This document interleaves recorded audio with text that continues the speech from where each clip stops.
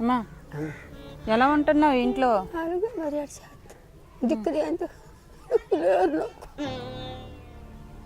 ఎవరు లేరా?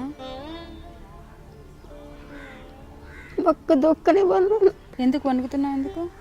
జ్వరం జ్వరం వస్తుంది. జ్వరం వస్తుందా? టాబ్లెట్ వేసుకున్నావా? టాబ్లెట్ అన్నం తిన్నావమ్మా? ఏది ఎక్కడుంది? అన్నం ఎక్కడుంది? అక్కడ ఇల్లు పడిపోయింది. ఒకసారి ఇవ్వండి, తెచ్చండి. అన్నం తెచ్చండి. అక్కడికి వెళ్ళిపోయాను. అన్నం తినలేదు కదా? తిను, ముందు అన్నం తిను. ఇప్పటి వరకు ఎందుకు తినలేదు? ఇప్పుడు టైం 5 అవుతుంది. 5 అవుతుందంటే నా బ్యాంక్కి 4:30 నా బ్యాంక్కి తినలేదు. ఏం బెంగ? ఇది బెంగ సుఖం లేదు.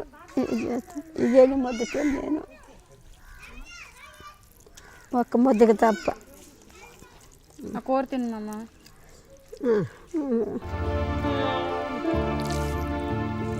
సరేమమ్మా, నీకు జ్వరం ఉన్నావు కదా, డాక్టర్ని పిలిపించినా?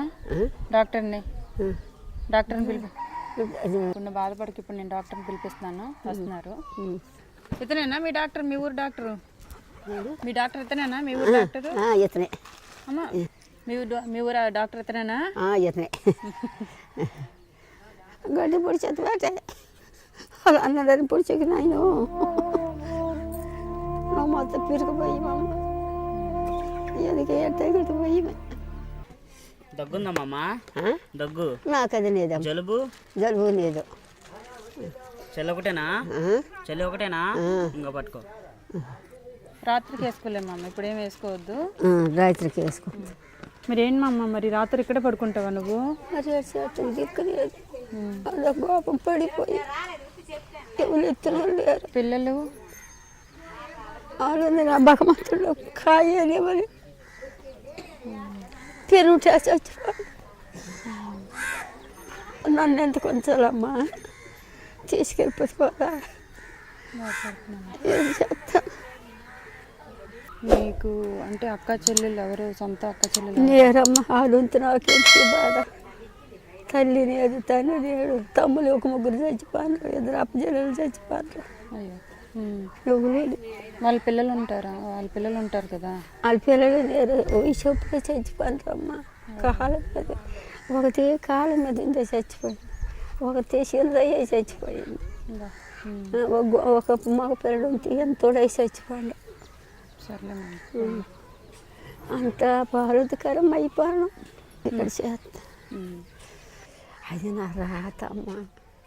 ఆవిడ రాసిన రాత తప్పించేస్తుంది, తప్పది చెప్పు. ఆ రాతను అనుభవించాలి. ఇక్కడ చేస్తా.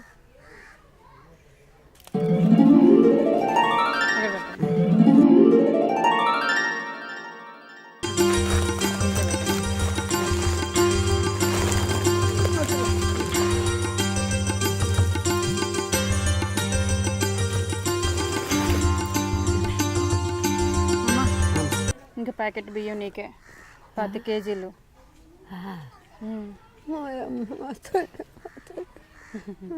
ఇవి కూడా నీకోసమే తెచ్చాను, ఏమన్నాయి చూసుకో. ఉల్లిపాయలు, ఇది చింతపండు, ఉల్లిపాయలు. నీకు చల్లేస్తుంది కదా మమ్మ, దుప్పటి రగ్గు, ఇది రగ్గు కప్పుకో, సరేనా?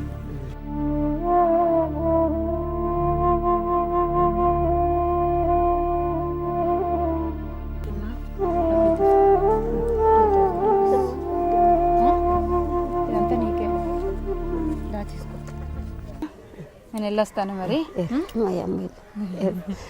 సరేనా? వెళ్ళొస్తానే.